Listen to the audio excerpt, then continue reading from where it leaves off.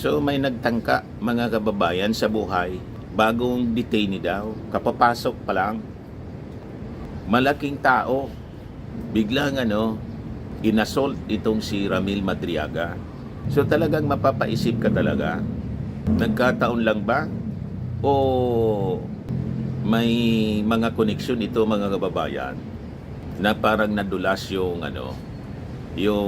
bibig ni Sara Duterte nang tanungin ng media kung nagmo-monitor man lang siya, mga kababayan, doon sa impeachment hearing sa Committee on Justice sa Congress. Ang sabi niya, hindi niya priority ito at busy siya sa ibang trabaho.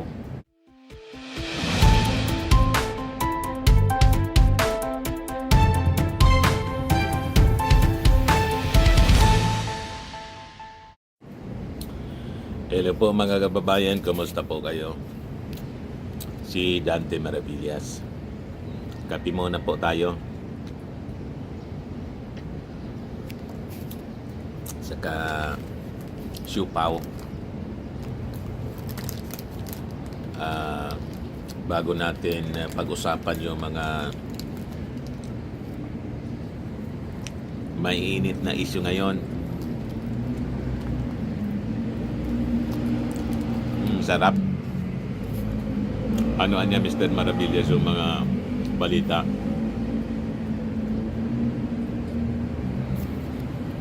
Tungkol po kay Sara at saka kay Madriaga. Di ba si Ramil Madriaga, yung nag-claim na dating aide ni Sara Duterte, kinasuhan habang nakakulong siya. Kakulong siya ngayon. Kapon, kasabay ng pagdetermine sa impeachment case, third and fourth impeachment case ni Sara Duterte, na sufficient in substance na kalusot na nga po sa panel. Si Sara Duterte, mga kababayan, ay pumunta sa Taguig Prosecutor's Office para magsampa ng perjury case laban kay Madriaga, kung saan yung kanyang affidavit ay kasama sa fourth impeachment complaint laban kay Sara. Ngayon may statement si Sara Duterte, pero kasabay niyan mga kababayan, na-interview siya ng media kung nagmo-monitor ba siya dito sa ginagawang hearing ng Committee on Justice sa Kongreso. Ang sagot po ni Sara, marami akong ginagawang trabaho. Hindi yan ang prioridad ko ngayon ng Office of the Vice President. Yan ang sabi ni Sara Duterte kahapon. Kaya napariak mga kababayan ang isang Marcos loyalist na si Benji Contreras. Sabi ni Benji Contreras, post niya ito mga kababayan, ano naman kaya ang pinagkakaabalang trabaho ni Chucky? Valid questions mga kababayan, kasi wala man tayong nakikitang performance ginagawa si Sara Duterte other than yung picture na nakuha doon sa Bangkok nang sabi last week lumarga na naman si Sara Duterte at namasyal sa Bangkok, Thailand. So doon siya busy. Pero nang tinanong siya kahapon nang mag-file ng perjury case laban kay Ramil Madriaga, sinasabi niya na hindi siya nagmo-monitor sa ongoing kahapon na hearing ng Justice Panel sa Kongreso sa impeachment case laban sa kanya. Kasi daw marami siyang ginagawang trabaho. Hindi daw yan yung prioridad niya. So ano yung priority niya, mga kababayan? Then kasabay nito, ayaw ko mag-isip ng masama kung ano-anong duda. Kaya lang, iwan ko kung coincidence lang, napabalita mga kababayan itong yan si Madriaga.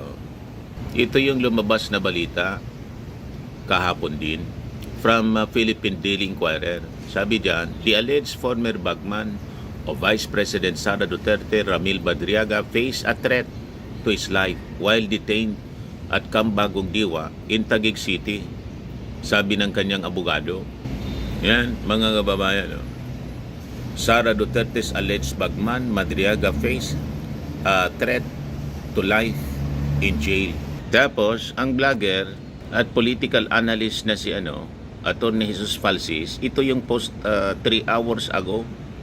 Sabi niya, Tweety Bird reports that Ramil Madriaga will be transferred to an NBI facility. He was assaulted by a new detainee na kasing laki ng isang bouncer sa club. Medyo maliit lang si Madriaga. Kudos to NBI Director Melvin Matibag for the prompt and swift actions.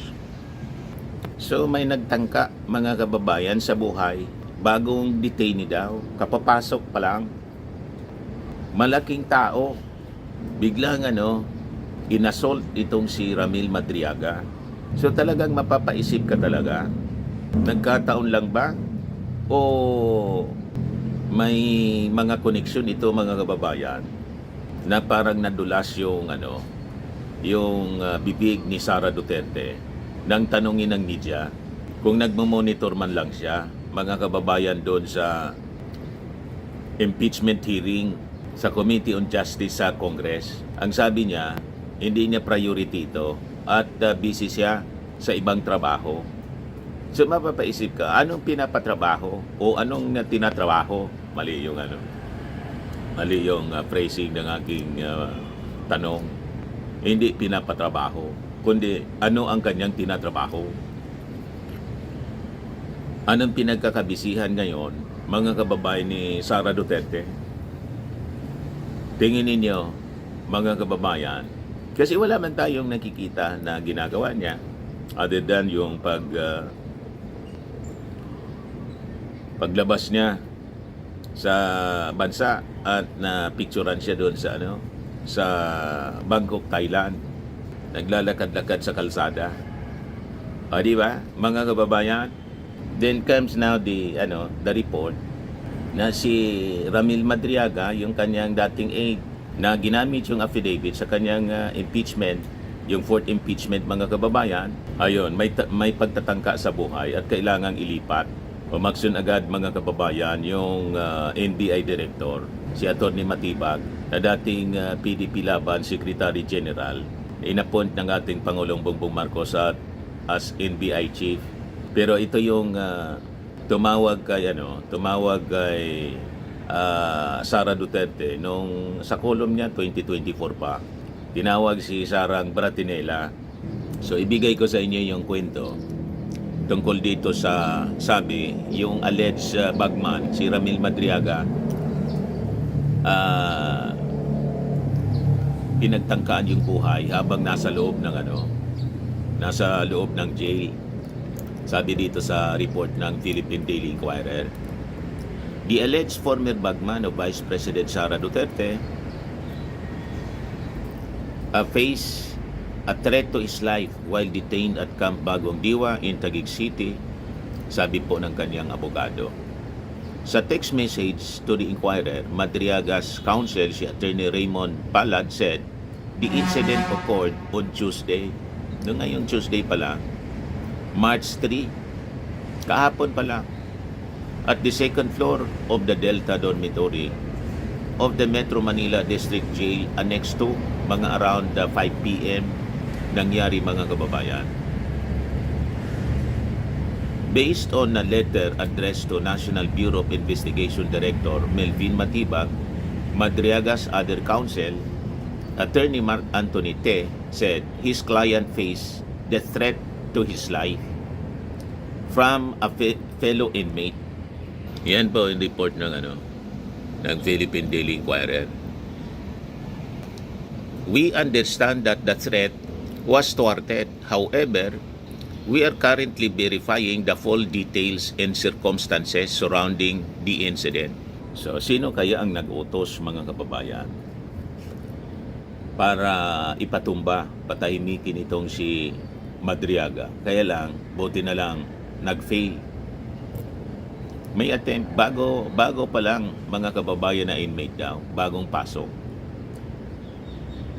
So, sabi dito, hence Madriaga's camp has requested the NBI to confirm the existence and nature of the reported threat, identify the inmate involved, and verify any investigative or protective measures undertaken. So, mapapatanong ka talaga, mga kababayan, sino ang nasa likod? Tingin ninyo sino ang may motibo? Di ba? Post your comments, mga kababayan. So, gustong patahimikin si Madriaga. Si Madriaga na nag-akusa kay Sara Duterte na nag-deliver siya ng baffle bags. At hindi lang baffle bags, mga kababayan, kundi yung sumunod na delivery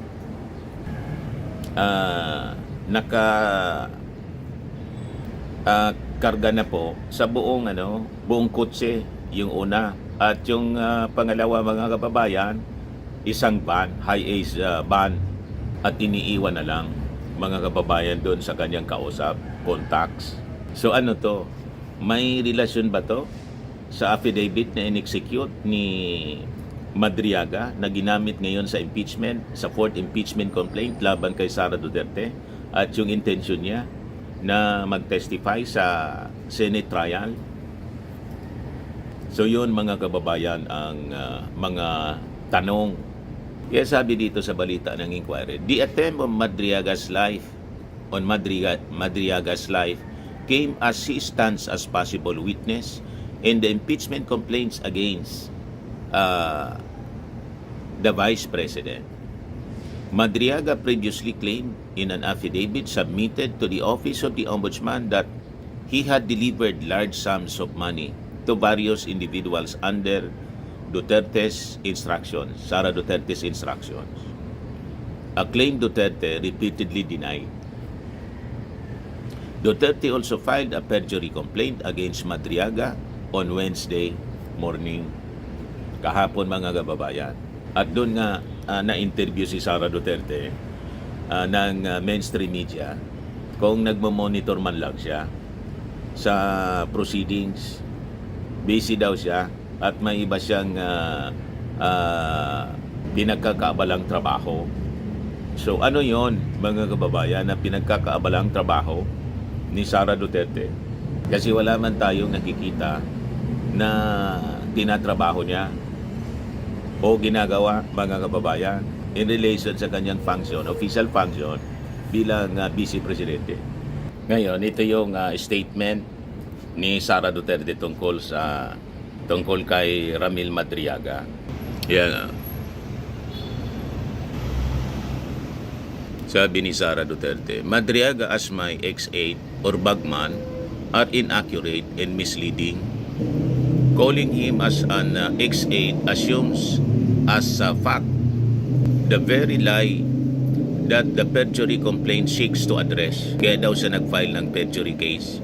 He was never my aide, friend, employee, or a member of my staff in any capacity. The only person who knows him is Attorney R. Kilala or EC Pilipinas, of EC Pilipinas. I urge the media to exercise greater care in their reporting accuracy. In fairness, must always come first. Thank you.